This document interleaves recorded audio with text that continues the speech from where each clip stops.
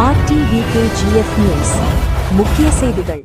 ಬರಹ ತಂಗವಯಲ್ ಜನರ ಭಾರೀ ಬೆಂಬಲದೊಂದಿಗೆ ಸೇವ್ ಕೆಜಿಎಫ್ ಯುನೈಟೆಡ್ ಫ್ರಂಟ್ ಸಂಸ್ಥೆಯ ಪ್ರಥಮ ವಾರ್ಷಿಕೋತ್ಸವವನ್ನು ಅತ್ಯಂತ ವಿಜೃಂಭಣೆಯಿಂದ ಆಚರಿಸುವ ಕುರಿತು ಸಲಹಾ ಸಭೆ. ಸೇವ್ ಕೆಜಿಎಫ್ ಯುನೈಟೆಡ್ ಫ್ರಂಟ್ ಹೀಗೆ ಹುಟ್ಟಿಕೊಂಡಿತು. ಅದು ಸಾಗಿದ ಪಥ.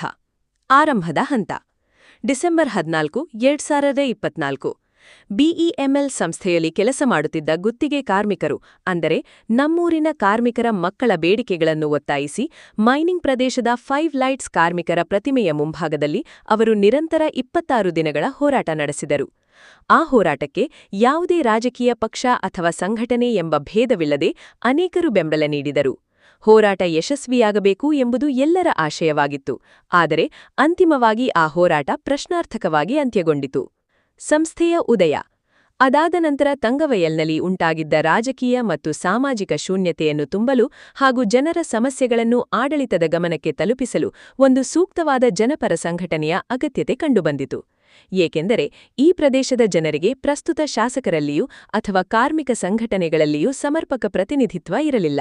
ಇದರಿಂದ ಜನರ ಸಮಸ್ಯೆಗಳು ಆಡಳಿತಗಾರರು ಹಾಗೂ ಅಧಿಕಾರಿಗಳವರೆಗೆ ಸರಿಯಾಗಿ ತಲುಪುತ್ತಿರಲಿಲ್ಲ. ಆದ್ದರಿಂದ ರಾಜಕೀಯ ಪಕ್ಷಗಳನ್ನು ಮೀರಿ ಎಲ್ಲಾ ವರ್ಗದ ಜನರನ್ನು ಒಗ್ಗೂಡಿಸಿ ಸೇವ್ ಕೆಜಿಎಫ್ ಯುನೈಟೆಡ್ ಫ್ರಂಟ್ ಎಂಬ ಜನಾಂದೋಲನವನ್ನು ಸ್ಥಾಪಿಸಲಾಯಿತು. ಈ ಸಂಸ್ಥೆಯ ಮೊದಲ ಸಭೆ ಡಿಸೆಂಬರ್ 14, 2024ರಂದು ಕಿಂಗ್ ಜಾರ್ಜ್ ಹಾಲ್ನಲ್ಲಿ ನಡೆಯಿತು. ಅದಾದ ನಂತರ 2ನೇ ಸಭೆ ವಾಸವಿ ನಿಲಯದಲ್ಲಿ ಹಾಗೂ 3ನೇ ಸಭೆ ಮುಯ್ದು ಮಹಲ್ನಲ್ಲಿ ಯಶಸ್ವಿಯಾಗಿ ನಡೆಯಿತು. 3ನೇ ಸಭೆಯಲ್ಲಿಯೇ ಸಂಸ್ಥೆಯ ಪದಾಧಿಕಾರಿಗಳನ್ನು ಘೋಷಿಸಲಾಯಿತು. ಮುಂಚೂಣಿಗಳು ಈ ಚಳವಳಿ ರೂಪುಗೊಳ್ಳುವ ಆರಂಭಿಕ ಹಂತದಲ್ಲಿ ಅನೇಕರು ಬೆಂಬಲ ನೀಡಿದರು. ಈ ಮಂಡಿನ ಮಗ, ಎಂದಿಗೂ ಮರೆಯಲಾಗದ ವಿ. ಶಂಕರ್ ಅವರು ನಮ್ಮೊಂದಿಗೆ ಇದ್ದರು. ಅದೇ ರೀತಿ ಆರ್ಕೆ ಫೌಂಡೇಶನ್ನ ಅಧ್ಯಕ್ಷ ಮೋಹನ್ ಕೃಷ್ಣ ಅವರು ಸಹ ಈ ಚಳವಳಿಯೊಂದಿಗೆ ಕೈಜೋಡಿಸಿದರು. ಇದು ಯಾವುದೇ ಒಬ್ಬ ವ್ಯಕ್ತಿಗೆ ಅಥವಾ ನಿರ್ದಿಷ್ಟ ರಾಜಕೀಯ ಪಕ್ಷಕ್ಕೆ ಸೇರಿದ ಸಂಘಟನೆ ಅಲ್ಲ. ಇದು ಜನರ ಸಮಸ್ಯೆಗಳಿಗಾಗಿ ಒಂದಾಗಿ ಕಾರ್ಯನಿರ್ವಹಿಸುವ ಜನರ ಚಳವಳಿಯಾಗಿದೆ. 1 ಲಕ್ಷ ಸಹಿ ಸಂಗ್ರಹ ಅಭಿಯಾನ ಮತ್ತು ಪ್ರಮುಖ ಬೇಡಿಕೆಗಳು ಈ ಚಳುವಳಿಯ ಮಹತ್ವದ ತಿರುವಾಗಿ ಪರಿಣಮಿಸಿದ್ದು 1 ಲಕ್ಷ ಸಹಿ ಸಂಗ್ರಹ ಅಭಿಯಾನ. ಆಲಮರದಿಂದ ಅಲ್ಲಿಕಡೆವರೆಗೆ ಪ್ರತಿಯೊಂದು ಮೈನಿಂಗ್ ಪ್ರದೇಶದಲ್ಲಿಯೂ ಈ ಅಭಿಯಾನವನ್ನು ತೀವ್ರವಾಗಿ ನಡೆಸಲಾಯಿತು. ಕೋಲಾರ ಲೋಕಸಭಾ ಸದಸ್ಯರಾದ ಗೌರವಾನ್ವಿತ ಮಲ್ಲೇಶ್ ಬಾಬು ಅವರ ಸಮ್ಮುಖದಲ್ಲಿ ಈ ಸಹಿ ಸಂಗ್ರಹ ಅಭಿಯಾನಕ್ಕೆ ಚಾಲನೆ ನೀಡಲಾಯಿತು. ಪ್ರಮುಖ ಬೇಡಿಕೆಗಳು: ಚಿನ್ನದ ಗಣಿ ಕಾರ್ಮಿಕರ ವಸತಿ ಮನೆಗಳನ್ನು ಅವರ ಸ್ವಂತ ಆಸ್ತಿಯಾಗಿ ಮಾಡಬೇಕು. ಜಿಮ್ಖಾನಾ ಮೈದಾನವನ್ನು ಯುವಕರ ಕ್ರೀಡಾ ಚಟುವಟಿಕೆಗಳಿಗೆ ತೆರೆಯಬೇಕು.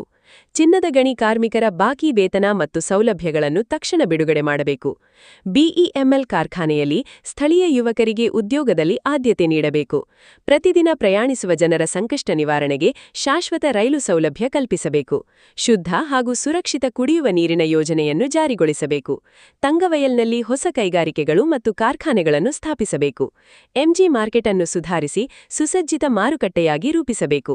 ಬಿಜಿಎಂಎಲ್ ಆಸ್ಪತ್ರೆಯನ್ನು ಪುನರುಜ್ಜೀವಿಸಿ ಎಲ್ಲಾ ಸೌಲಭ್ಯಗಳನ್ನು ಹೊಂದಿದ ಮಲ್ಟಿ ಸ್ಪೆಷಾಲಿಟಿ ಐಸಿಯು ಆಸ್ಪತ್ರೆಯಾಗಿ ಪರಿವರ್ತಿಸಬೇಕು. ರಾಬರ್ಟ್ಸನ್ ಪೇಟೆಯಲ್ಲಿರುವ ಪ್ರತಿಮೆಯನ್ನು ಕಂಚಿನ ಪ್ರತಿಮೆಯಾಗಿ ಪರಿವರ್ತಿಸಬೇಕು. ಜೋಯಿ ಸಾಧನೆಗಳು ಮತ್ತು ಹೋರಾಟಗಳು. ಕರಾಳ ದಿನದ ಮೆರವಣಿಗೆ ಮಾರ್ಚ್ 1. ತಂಗವಯಲ್ ಕಾರ್ಮಿಕರ ಸಮಸ್ಯೆಯನ್ನು ಇಡೀ ಕರ್ನಾಟಕದ ಗಮನಕ್ಕೆ ತಂದದ್ದು ಮಾರ್ಚ್ 1ರಂದು ನಡೆದ ಕರಾಳ ದಿನದ ಮೆರವಣಿಗೆ. ಮೈನಿಂಗ್ ಪ್ರದೇಶದ ಜನರ ನೋವು ಮತ್ತು ಸಮಸ್ಯೆಗಳನ್ನು ಜಗತ್ತಿಗೆ ತಿಳಿಸಲು ಸಾವಿರಾರು ಜನರು ಕಪ್ಪು ಅಂಗಿ ಧರಿಸಿ ಮೆರವಣಿಗೆಯಲ್ಲಿ ಭಾಗವಹಿಸಿದರು. ಸಂಸದರನ್ನು ಭೇಟಿಯಾದದು ಮತ್ತು ಸಂಸತ್ ಮಟ್ಟದ ಪ್ರಯತ್ನಗಳು. ಯುವಕರ ಭವಿಷ್ಯವನ್ನು ಗಮನದಲ್ಲಿಟ್ಟುಕೊಂಡು ಸೇವ್ ಕೆಜಿಎಫ್ ಸಂಘಟನೆಯ ಪ್ರಯತ್ನದಿಂದ ಈ ವಿಚಾರವನ್ನು ಕೇಂದ್ರ ಸರ್ಕಾರದ ಗಮನಕ್ಕೆ ತರಲು ಸಿಎಸ್ಒ ಮೂಲಕ ಮನವಿ ಸಲ್ಲಿಸಲಾಯಿತು. ಇದರ ಜೊತೆಗೆ ಸಂಸದರನ್ನು 6 ಬಾರಿ ನೇರವಾಗಿ ಭೇಟಿ ಮಾಡಿ ನಿರಂತರ ಒತ್ತಡ ಹೇರಲಾಯಿತು. ಜೆಡಿಎಸ್ ನಾಯಕ ಹಾಗೂ ಮಾಜಿ ನಗರಸಭಾ ಅಧ್ಯಕ್ಷ ದಯಾಲನ್ ಅವರ ಸಂಪೂರ್ಣ ಸಹಕಾರ ಮತ್ತು ಸಂಸದರ ಪ್ರಯತ್ನಗಳಿಂದ ಈ ಕಾರ್ಯಗಳು ಸುಲಭವಾಯಿತು. ಈ ಜನಾಂದೋಲನದಲ್ಲಿ ಯಾವುದೇ ರಾಜಕೀಯ ಪಕ್ಷದವರು ಸೇರಬಹುದು. ಇಲ್ಲಿ ವೈಯಕ್ತಿಕ ಪ್ರಭುತ್ವ ಅಥವಾ ಅಧಿಕಾರದ ಸ್ಪರ್ಧೆಗೆ ಸ್ಥಾನವಿಲ್ಲ. ಈ ಚಳುವಳಿಯಲ್ಲಿ ಸಾಗುವ ಮತ್ತು ಹೋರಾಡುವ ಪ್ರತಿಯೊಬ್ಬರೂ ನಾಯಕರೇ. ತಂಗವಯಲ್ನ 35 ವಾರ್ಡ್ಗಳ ಪ್ರತಿನಿಧಿಗಳು ಹಾಗೂ ಸಾರ್ವಜನಿಕರನ್ನು ಒಗ್ಗೂಡಿಸಿ ವಾರ್ಡ್ ಸಮಿತಿಗಳನ್ನು ರಚಿಸಿ ನೂತನ ಸದಸ್ಯರನ್ನು ಸೇರಿಸುವ ಕಾರ್ಯವನ್ನು 2ನೇ ವರ್ಷದಲ್ಲಿ ತೀವ್ರಗೊಳಿಸಲಾಗುವುದು. ಈ ಪ್ರಥಮ ವಾರ್ಷಿಕೋತ್ಸವ ಕಾರ್ಯಕ್ರಮಕ್ಕೆ ಬೆಂಬಲ ನೀಡಿ ತಂಗವಯಲ್ನ ಉಜ್ವಲ ಭವಿಷ್ಯಕ್ಕಾಗಿ ಎಲ್ಲರೂ ನಮ್ಮೊಂದಿಗೆ ಕೈಜೋಡಿಸಬೇಕೆಂದು ಆತ್ಮೀಯವಾಗಿ ವಿನಂತಿಸುತ್ತೇವೆ. இதுபோன்ற முக்கிய செய்திகளை தெரிந்து கொள்ள RTVKGF நியூஸ் சேனலை லைக் அண்ட் சப்ஸ்கிரைப் செய்து கொள்ளுங்கள்.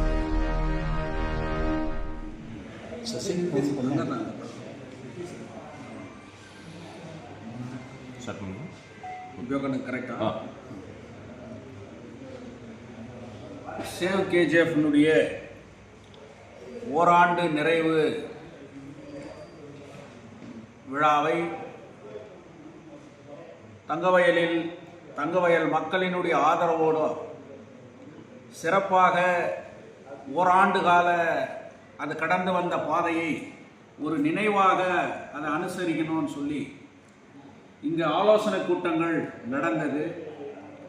தங்கவயல் மக்களுக்கு விரைவிலே எந்த தேதியிலே அது நடத்தப்படும், எங்கே நடத்தப்படும், யாரெல்லாம் அதில் பங்கேற்கிறார்கள், அது எந்த விதத்திலே நாங்கள் சிறப்பாக நடத்துவோம் என்பதை அடுத்த இன்னும் ஒரு வாரத்தில் நாங்கள் அறிவித்து சொல்கிறோம். இன்றைய இளைஞர்கள் மத்தியத்தில், இந்த தங்கவயல் மக்கள் மத்தியத்தில், இன்னைக்கு எல்லார் மத்தியத்திலையும் என்ன இது சேவ் கேஜிஎஃப் அப்படின்ற ஒரு அளவுக்கு எல்லாரும் சிந்திச்ச அளவுக்கு இன்னைக்கு பேச வரோம். இந்த அமைப்பு 2024 டிசம்பர் 14ஆம் தேதி முதல் கூட்டம் கிங் ஜார்ஜ் ஹாலில் நடத்தப்பட்டுச்சு. இது எந்த பின்னணியில் நடத்தப்பட்டுச்சு அப்படின்னு பார்க்கும்போது, நம்ம ஊரினுடைய ரத்தங்கள், ஒவ்வொரு தொழிலாளர்களுடைய மகன்களும் கான்ட்ராக்ட் தொழிலாளர்களா இன்னைக்கு பெமல்ல வேலை செய்கிறாங்க. அவர்களுடைய கோரிக்கையை வலியுறுத்தி மைனிங் பகுதியில் ஃபைலைட்ஸ் தொழிலாளர் சிலை முன்னாடி அவர்கள் 26 நாட்கள் தங்களுடைய கோரிக்கையை வலியுறுத்தி போராட்டத்தை நடத்தினாங்க. அந்த போராட்டத்தை ஆதரித்து எந்த கட்சியும் பார்க்காம, அமைப்புகளை பார்க்காம பலர் வந்து அந்த போராட்டம் வெற்றி பெறணுன்றதுக்காக ஆதரவு கொடுத்தாங்க. ஆனால் கடைசியில் அவர்களுடைய போராட்டம் கேள்விக்குறியாக முடிந்து விட்டது.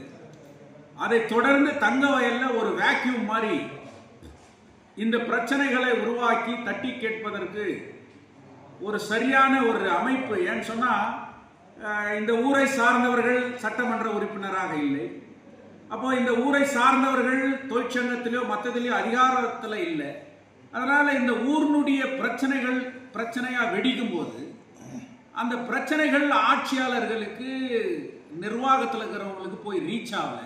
அதனால் அரசியல் கட்சிகளை நாம் கொஞ்சம் நமக்கு பின்னாடி வச்சுட்டு எல்லா அரசியல் கட்சியில் இருக்கிறவங்களையும் ஒன்றா சேர்த்து ஒரு சேவ் கேஜிஎஃப் யுனைடெட் ஃப்ரண்ட் என்ற ஒரு அமைப்பை உருவாக்குறதுக்காக தான் அது டிசம்பர் 14, 2024 நாங்கள் முதல் கூட்டத்தை நடத்தணும்.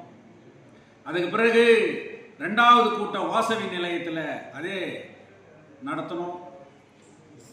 அதுக்கு பிறகு மொய்து மஹாலில் எங்களுடைய 3வது கூட்டத்தை நாங்கள் நடத்தணும். அந்த 3வது கூட்டத்தில் தான் இன்னைக்கு சேவ் கேஜிஎஃப்னுடைய நிர்வாகிகள் சொல்லிட்டு அறிவிக்கப்பட்டார்கள். ஆரம்ப காலத்தில் இந்த இயக்கம் உருவாவதற்காக பலர் எங்களோடு இருந்தார்கள். என்றும் மறக்க முடியாத இந்த மண்ணின் மைந்தன் வி சங்கர் அவர்கள் எங்களோடு அன்றைக்கு இருந்தார். அதே போல ஆர்கே ஃபவுண்டேஷனுடைய தலைவர் மோகன் கிருஷ்ணா கூட இந்த இயக்கத்தோடு இருந்தார். காலப்போக்கில் இது தனிப்பட்ட யாரோ ஒரு அரசியல் கட்சிக்கோ ஒரு தனி நபருக்கோ ஒரு சொந்தமான ஒரு இயக்கமாக இருக்க முடியாது. மக்கள் பிரச்சனைக்காக ஒருங்கிணைந்து செயல்படக்கூடிய ஒரு இயக்கம். அந்த நோக்கத்தோடு யாரெல்லாம் எங்களோடு பயணித்தார்களோ அவர்களெல்லாம் இன்று சேவ் கேஜிஎஃப் யுனைடெட் ஃப்ரண்ட் இன்று வரை இருக்கிறார்கள். 1 லட்சம் கையெழுத்து இயக்கம் என்பதுதான் இந்த இயக்கத்தினுடைய திருப்பு முனையாக இருந்தது. அந்த கையெழுத்து இயக்கத்திலே முதல் கோரிக்கையாக நாங்கள் தங்க சுரங்க குடியிருப்புகளை சொந்தமாக்கப்பட வேண்டும் என்பது எங்களுடைய கோரிக்கை. ஜிம்கானா மைதானத்தை விளையாட்டு பயன்பாட்டிற்கு திறந்து வைக்க வேண்டும் என்பது எங்களுடைய கோரிக்கை. தங்க சுரங்க தொழிலாளர்களுடைய நிலுவைத் தொகை வழங்கப்பட வேண்டும் என்பது எங்களுடைய கோரிக்கை. பெமல் தொழிற்சாலையிலே உள்ளூர்காரர்களுக்கு வேலை வாய்ப்பு கொடுக்கப்பட வேண்டும் என்பது எங்களுடைய கோரிக்கை. தினப்பயணிகளுடைய அல்லல்களை போக்குகின்ற வகையில் அந்த தினப்பயணிகளுக்கு சரியான நிரந்தரமான ரயில் வசதிகளை ஏற்படுத்தப்பட வேண்டும் என்பது எங்களுடைய கோரிக்கை. இன்றைக்கு விஷத்தண்ணீரை, போர் தண்ணீரை குடித்து கொண்டிருக்கின்றோம். சரியான குடி தண்ணீர் திட்டத்தை எங்களுக்கு வழங்க வேண்டும் என்று எங்களுடைய கோரிக்கையாக இன்றைக்கு நாங்கள் வைத்தோம். தங்கவயலிலே புதிய தொழிற்சாலைகள் வரவில்லை என்றால் எதிர்காலமே அழிந்துவிடும் என்பதற்காக புதிய தொழிற்சாலைகளை உருவாக்கப்பட வேண்டும் என்ற ஒரு கோரிக்கை. இப்படி பல்வேறு கோரிக்கைகளை எம்ஜி மார்க்கெட்டினுடைய சீரமைப்பான ஒரு சரியான மார்க்கெட்டை இன்னைக்கு உருவாக்கப்பட வேண்டும் என்ற ஒரு சூழ்நிலைகளை பண்ணோம். முக்கியமாக உயிர் காக்கின்ற மருத்துவமனை தங்கவயலுக்கு தேவை. பொது மருத்துவமனை ஜெனரல் ஹாஸ்பிட்டல் சவகடங்காக இன்றைக்கு இருக்கிறது என்கின்ற கோரிக்கை மீது சேவ் கேஜிஎஃப் இன்றைக்கு எழுந்தது. பிஜிஎம்எல் மருத்துவமனையை புறநமைப்பு செய்ய வேண்டும் என்பது எங்களுடைய கோரிக்கை. இது 1,00,000 கையெழுத்து இயக்கம். ஆலமரத்திலிருந்து அள்ளிக்கடை வரைக்கும் ஒவ்வொரு மைனிங் பகுதியா இன்றைக்கு கையெழுத்து இயக்கத்தை நடத்தணும். ஆரம்ப காலமா இதே கெஸ்ட் ஹவுஸ்ல மரியாதைக்குரிய கோலார் மாவட்டத்தினுடைய எம்பி மல்லேஷ் பாபு அவர்கள் தலைமையில இந்த கையெழுத்து இயக்கம் இன்றைக்கு உருவாக்கப்பட்டது. வெறும் மைனிங் பகுதி அல்ல, இன்னைக்கு நான் மைனிங் பகுதி இந்த தொகுதியினுடைய இயக்கமாக வருபட வேண்டும் என்பதற்காக எங்களுடைய பொதுச் செயலாளர் முன்னாள் நகரசபையினுடைய தலைவராக இருந்த தயாளன் அவர்களோடு ஒத்துழைப்போடு இன்றைக்கு இந்த மாவட்டத்தினுடைய எம்பியுடைய முயற்சி, இன்னைக்கு எம்பி நாங்கள் பார்த்தோம்னு சொன்னால் சேவ் கேஜிஎஃப்க்கு அவர் ஈஸியாக கிடைச்சாருன்னு சொன்னால் எங்களோட ஜேடிஎஸ்னுடைய தலைவராக தயாளன் அவர்கள் இருந்ததுனால அது ஈஸியாக இன்னைக்கு அமைக்கப்பட்டது. பல்வேறு சிக்கல்கள், எப்படியாவது இதை ஒடிக்கணும், எப்படியாவது இன்னைக்கு பிளவுபடணும், கூறு போட்டுக்கணும், இன்னைக்கு யாரும் ஒன்றுபட்டு நிற்கக்கூடாதுன்ற முயற்சிகளை இன்னைக்கு எடுத்தார்கள். அதை திரும்பி பார்க்கின்ற வகையில் பீப் மார்க்கெட் மீது கை வைத்த போது, அந்த வியாபாரிகள் எங்களை அணுகிய போது சேவ் கேஜிஎஃப் மழையிலே அங்கே சென்று அதை இடிக்க முடியாது என்று குரல் கொடுத்த பிறகு அந்த பீப் மார்க்கெட் காப்பாற்றப்பட்டது. கேஜிஎஃப்ல இருக்கக்கூடிய கோர்ட்டு பக்கத்தில் இருக்கக்கூடிய அந்த வார்க்கை சுத்தப்படுத்தணும்னு சொல்லி நாங்கள் தொடர்ந்து கோரிக்கை வச்ச பிறகு இந்த ஆண்டு அந்த நிகழ்ச்சி சிறப்பாக பாபா சாஹேப் அம்பேத்கருடைய பிறந்த நாள் வெகு சிறப்பாக அங்கு அனுசரிக்கப்பட்டது. ராபர்ஷன்பேட் முனிசிபாலிட்டியில் இருக்கக்கூடிய சிலைக்கு 15 லட்சம் ஒதுக்கி 2 வருஷம் மேல ஆயிருக்குது. ஆனா அங்க ஓட்டையா இருக்கக்கூடிய அந்த சிலையை இன்னைக்கு வெங்கல சிலையா மாத்தல அப்படின்னு சொல்லி தொடர் போராட்டத்தை கையில் எடுத்ததுனால இன்னைக்கு 2 மாசத்துல அதை மாத்தி வைக்கிறோம்னு சொல்லிட்டு நீங்க சொல்றாங்க.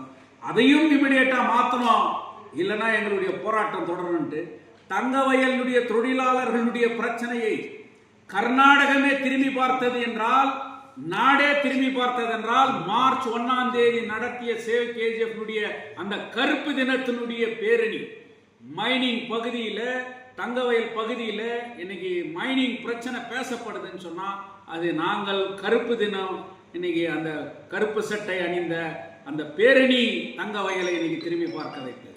இளைஞர்களுடைய எதிர்காலத்தை கருத்தில் கொண்டு நாங்கள் சேவ் கேஜிஎஃப் யுனைடெட் ஃப்ரண்டினுடைய முயற்சியால் மனு கொடுத்து எஸ்சிஎஸ்ஓ பார்த்து இதை சென்ட்ரல் கவர்மெண்ட்டுக்கு அனுப்புங்கன்னு சொல்லி மனு கொடுத்தது சேவ் கேஜிஎஃப்.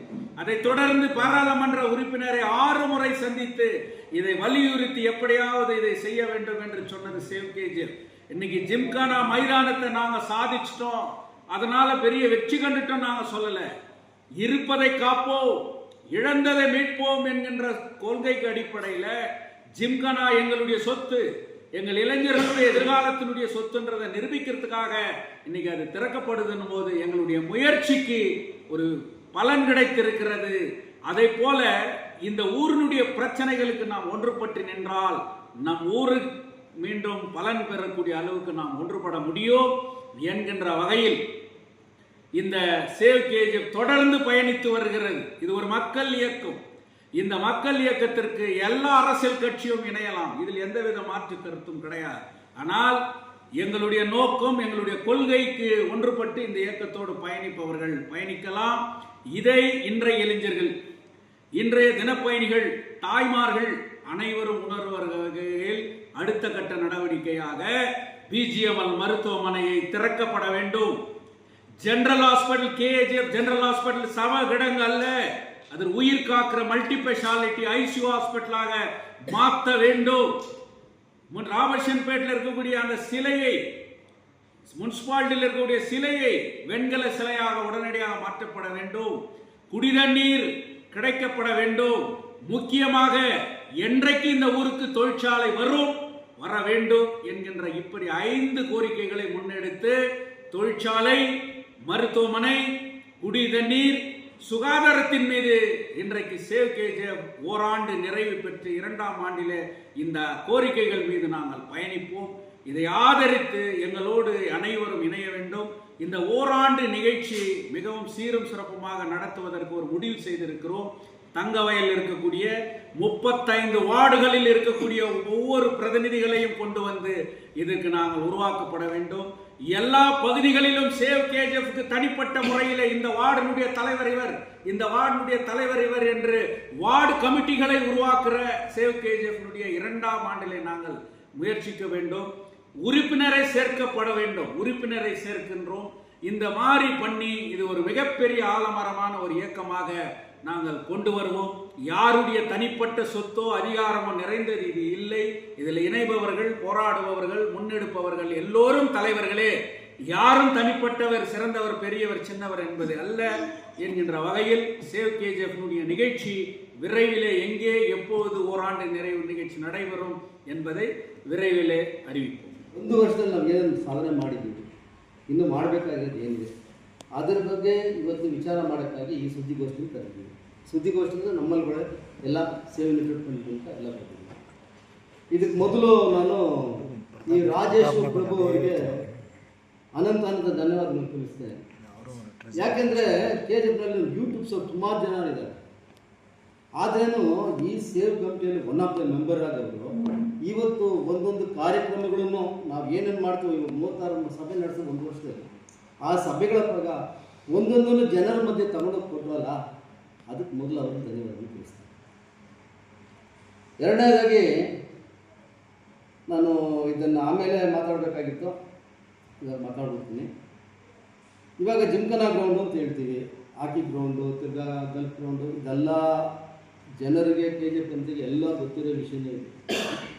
ಆದರೆ ಬಂದು ಇವಾಗ ಜಿಮ್ಖಾನಾ ಗ್ರೌಂಡ್ ಬಗ್ಗೆ ನಾವು ತಗೊಂಡು ಬಂದಾಗ ಸಬ್ಜೆಕ್ಟ್ಗೆ ಯಾಕೆ ಇದನ್ನು ಪದೇ ಪದೇ ಉಚ್ಚರಿಸ್ತೀವಿ ಅಂದರೆ, ಜನರ ಮಧ್ಯೆ ಏನು ಇವತ್ತು ಸೇವ್ ಯೂನಿಟ್ ಮಾಡ್ತಾ ಇದೆ, ಅವ್ರು ಏನು ಒಳ್ಳೆ ಕೆಲಸ ಮಾಡ್ತಾ ಇದ್ದಾರೆ ಅನ್ನೋದನ್ನು ಇವತ್ತು ನಮಗೆ ಜಿಮ್ಖಾನಾ ಗ್ರೌಂಡ್ ಮೂಲಕ ಸ್ವಲ್ಪ ಎಲ್ಲ ಸೇವ್ ಕಮಿಟಿ ಒಳ್ಳೆ ಕೆಲಸ ಮಾಡ್ತಾ ಇದೆ ಅಂತ 100ಕ್ಕೆ 10 ಜನ ಮಾತಾಡಿದರೆ 10 ಜನ ಬಂದು 100 ಆಗುತ್ತೆ ತಿರ್ಗಾ. ಅದನ್ನು ಮಾತಾಡೋ ಥರ ಮಾಡಿದ್ದಕ್ಕೆ ಈ ಯೂಟ್ಯೂಬ್ ರಾಜೇಶ್ ಅವ್ರಿಗೂ ನಾನು ಫೋಟೋ ಮೊದಲು ಅವರು ಇನ್ನೊಂದು ಧನ್ಯವಾದಗಳು ತಿಳಿಸ್ತಾರೆ. ಇವಾಗ ಜಿಮ್ಖಾನಾ ಗ್ರೌಂಡ್ ಬಗ್ಗೆ ಕೆಲಸ ನಡೀತಾ ಇದೆ ಒಂದು. ಎರಡನೇದು ಯಾಕೆಂದರೆ 1 ವರ್ಷ ನಾವು ಈ ಆಚರಣೆ ಮಾಡೋದಕ್ಕೆ ಮೊದಲು ನಾವು ಏನು ಮಾಡಿದ್ವಿ, ಏನು ಮಾಡಬೇಕಾಗಿರೋದು ಬಿಟ್ಬಿಟ್ಟಿದ್ದೀವಿ, ಅದನ್ನು ತಿಳ್ಕೋಬೇಕು ಫಸ್ಟ್, ಆಮೇಲೆ ಮುಂದಕ್ಕೆ ಹೋಗೋಣ. ಇವಾಗ ಜಿಮ್ಖಾನಾ ಗ್ರೌಂಡ್ ಕೆಲಸ ನಡೀತಾ ಇದೆ. ನಾವು ತಗೊಂಡಿದ್ದ ಕೋರಿಕೆಯಲ್ಲಿ ಅಂಬೇಡ್ಕರ್ ಪಾರ್ಕ್ದು ಕಮಿಷನರ್ ಮುಂದೆ ತೊಗೊಂಡು ಬಂದಿವಿ ಸಬ್ಜೆಕ್ಟು.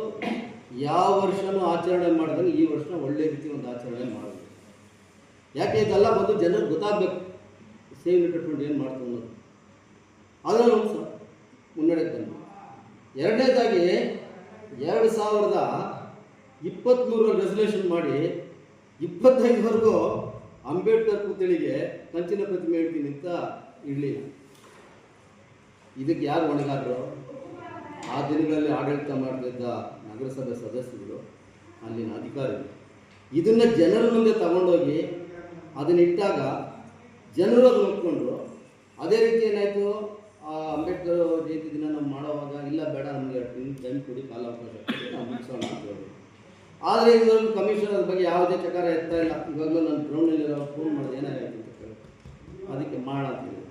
ಆದ್ದರಿಂದ ಅದನ್ನು ಆದಷ್ಟು ಬೇಗನೆ ಮಾಡಬೇಕು.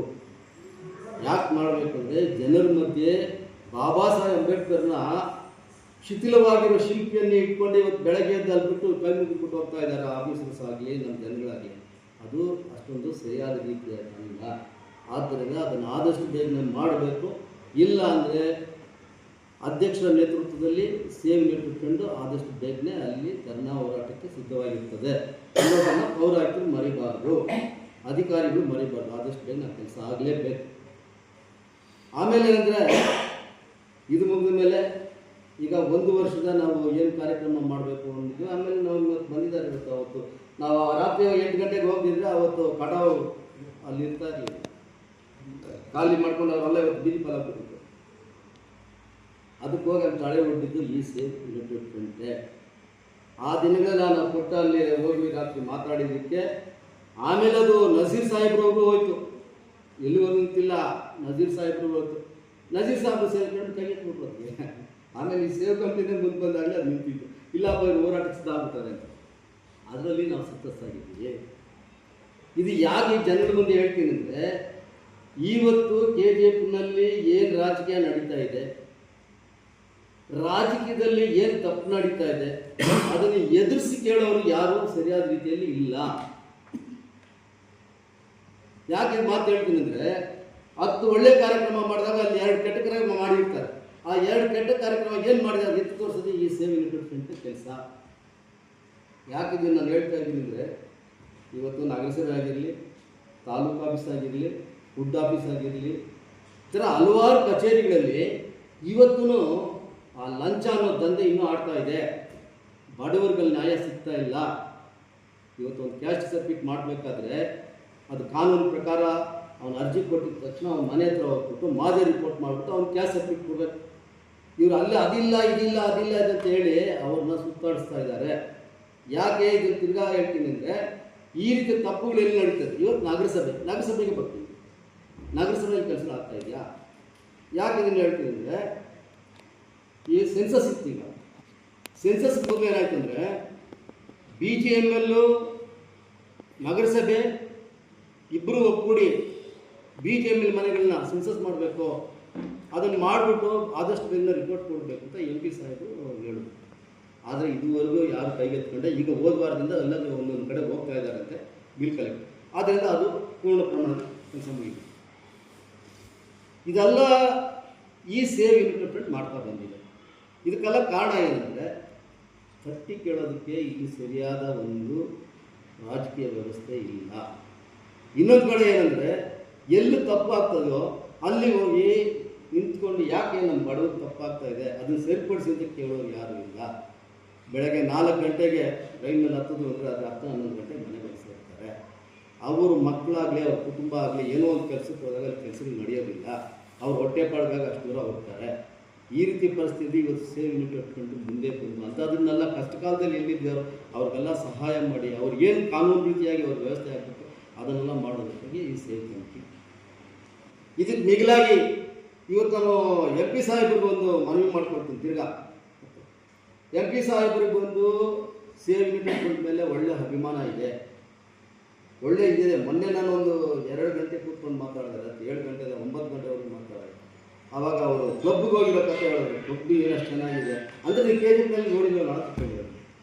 ಆದ್ದರಿಂದ ಅವ್ರಿಗೂ ಧನ್ಯವಾದಗಳು. ಈಗ ಸೇವು ಇವತ್ತೇನು ಒಂದು ಪ್ರಶ್ನೆ ಇರ್ತಿತ್ತು, ಆ ಪ್ರಶ್ನೆಗೆ ನೀವು ಉತ್ತರ ಕೊಟ್ಟು ಅದಕ್ಕೆ ಮನವಿ ಕೊಟ್ಟು ನೀವು 3 ಸಾರಿ ಇಲ್ಲಿ KGF ಬಂದು ಅದನ್ನು ಪರಿಶೀಲನೆ ಮಾಡಿ ಈಗ ಇನ್ನೂ ಉತ್ಸಾಹ ತುಂಬಿ ನಮ್ಮ KGF ಚೆನ್ನಾಗಿ ಇನ್ನೂ ಮುಂದುವರಿಬೇಕು, ಎಲ್ಲ ಕೆಲಸಗಳಲ್ಲೂ ನೀವು ಭಾಗಿಯಾಗಬೇಕು ಅಂತ ಈ ಸೇವ್ ಕಮಿಟಿ ಯುನೈಟೆಡ್ ಫ್ರಂಟ್ ಮೂಲಕ ಎಲ್ಲ ನಮ್ಮ ಅಂಗಸ್ಥರು ಎಲ್ಲರೂ ಸೇರಿ ನಮ್ಮಲ್ಲಿ ಮನವಿ ಮಾಡ್ಕೊಳ್ತೀವಿ. ನಿಮಗೂ ನಮ್ಮ ಹೃದಯಪೂರ್ವಕ ಒಂದು ವಂದನೆಗಳನ್ನು ತಿಳಿಸ್ತೇವೆ.